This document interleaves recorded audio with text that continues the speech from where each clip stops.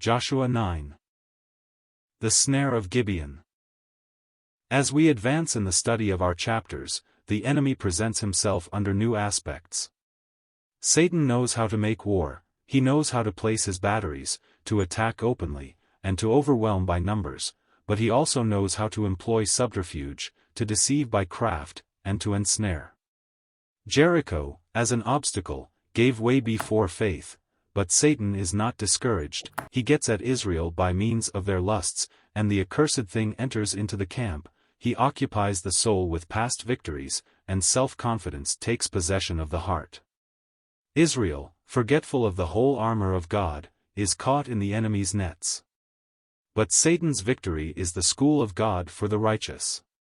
They cease trusting in themselves, and entering into the claims of God's holiness, they seek their safeguard in the Word of God, owning, at length, their responsibility, of which they seemed previously scarcely aware. In chapter 9 we find more particularly the wiles of the devil, and it is expressly against these that we are cautioned in the Word. In order to stand firm, we must put on the whole armor of God, be strong in the Lord, and in the power of his might. We see the power of God under various aspects in the epistle to the Ephesians, and in the first chapters of Joshua. In Ephesians 1 verse 19, his power toward us corresponds typically with the crossing of Jordan.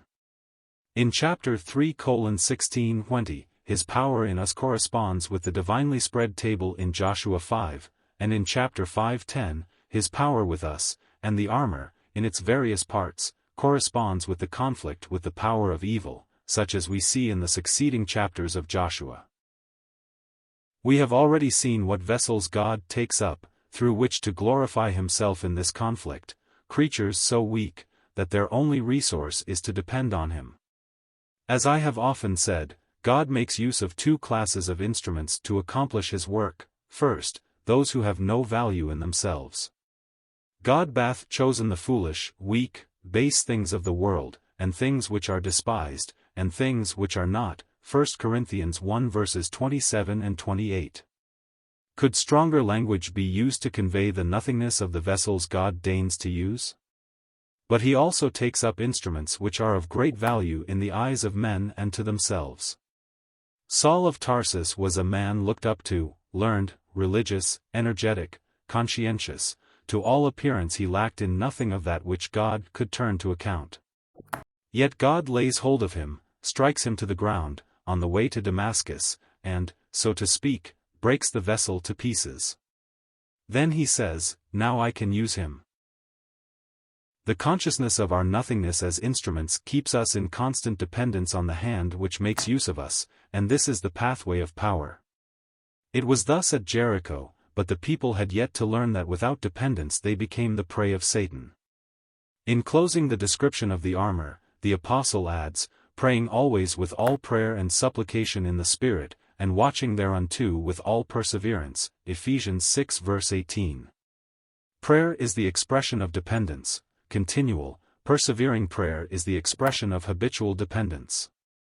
Now the Israelites' chief fault, in chapter 9 was, that they asked not counsel at the mouth of the Lord, v.14. We saw, at the close of the preceding chapter, that the Word of God had recovered its importance for them, but here they forget to go to God, so as to have communion with him as to his mind for them. Notice how Satan succeeds in making them lose the sense of dependence. He intimidates them by something calculated to strike terror into their hearts, the hatred of the world, a confederation of kings assembled for war, v.12. He begins by engaging their attention with this formidable power prepared to crush them, and then, without losing a moment, he offers them his resource. The inhabitants of Gibeon come to the camp at Gilgal. Israel was not prepared for this, they had not on the whole armor of God. The leaders of the people failed in detecting what seems to have occurred to the minds of the simple, for a moment, at least, and it is often so. Humility and a single eye go together, and are accompanied by true and divine intelligence. "Make ye a league with us," said the Gibeonites. What a good opportunity for Israel! "The enemy is before you," whispered Satan, this would be a splendid way of overcoming him. These men came, with all sorts of good intentions, seeking an alliance with the people of God, and openly acknowledging their moral and spiritual supremacy. "We are thy servants," they said to Joshua, v.8, words well calculated to influence him in their favor. Finally, they proclaim the power and fame of Israel's God, and what he had done in Egypt and the wilderness, though, it is true, they do not say a word about Canaan. Satan would betray himself by chancing to speak of heavenly places and their conflicts. The character of the Gibeonites, and their religious convictions, are very strongly marked, but they are Canaanites in disguise, the world under an external form of piety, the religious world. Up to this Israel had been kept from seeking human aid, but it was hard to resist those who professed to have the same object, and the same aspirations. Is it not a legitimate thing to form an alliance?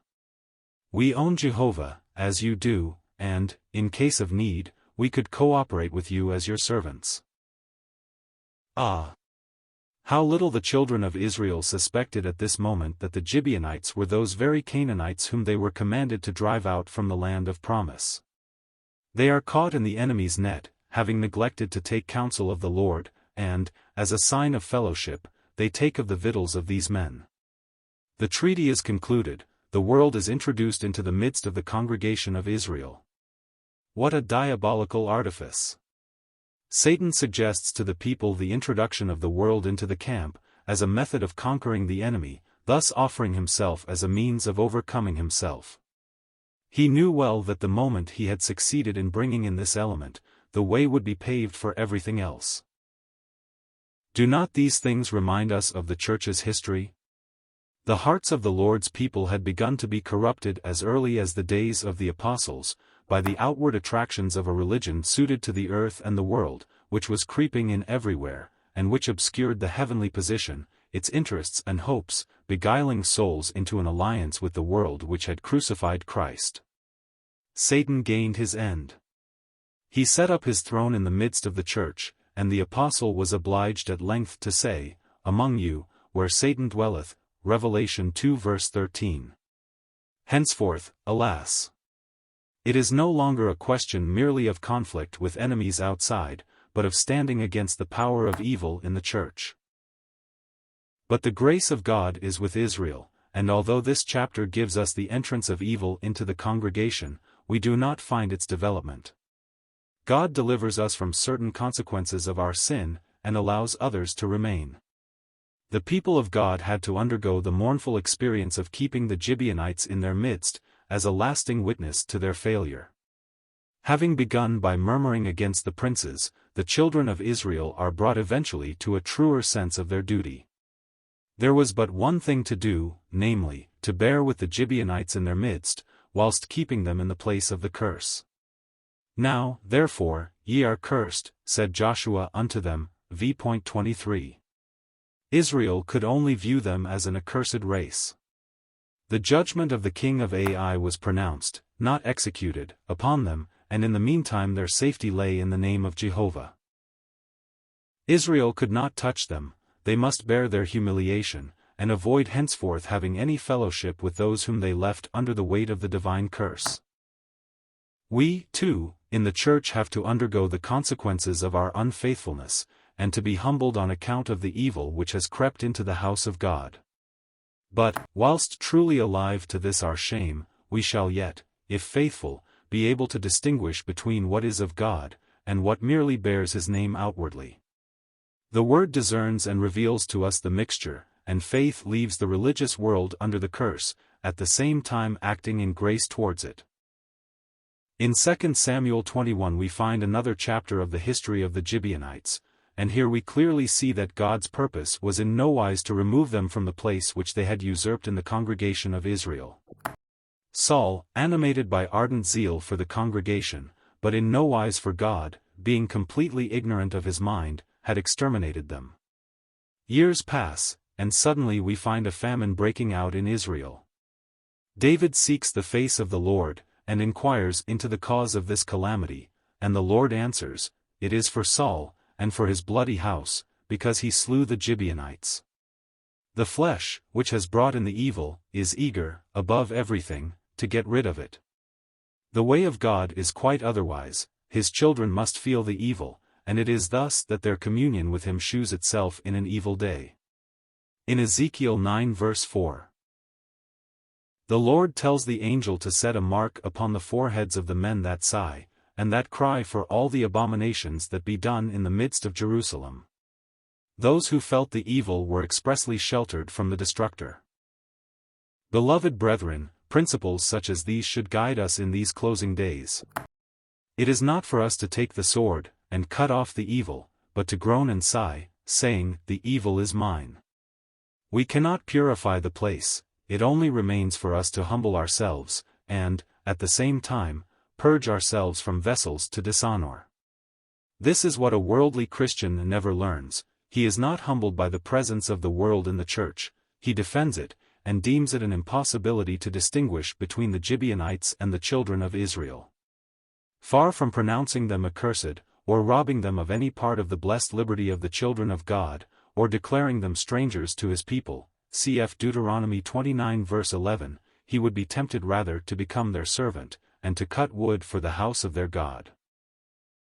The 7 sons of Saul were hung, and became accursed, on account of this bloody deed of slaying the Gibeonites, which was a pretense at purifying the congregation.